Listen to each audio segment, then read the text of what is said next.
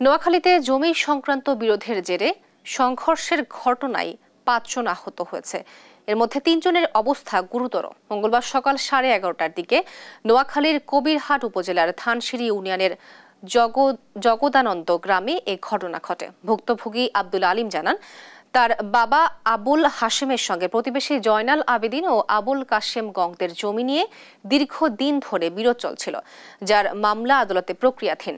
ঘটনার দিন পুলিশের তদন্ত চলাকালীন প্রতিপক্ষের নেতৃত্বে 15 থেকে 16 জনের একটি দল তাদের ওপর হামলা চালায়। এতে হালিমের 2 ভাই, চাচা ও চাচাতো ভাই সহ 5 জন গুরুতর আহত হন। বর্তমানে তারা হাসপাতালে চিকিৎসাধীন রয়েছেন।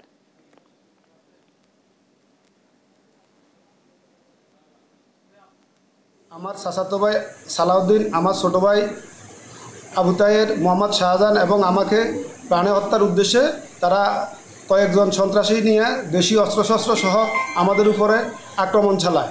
আমি এটা তীব্র নিন্দা এবং প্রশাসনের কাছে জোর দাবি জানাচ্ছি তাদের সুন্দর এবং শান্তিপূর্ণ বিচার হয়।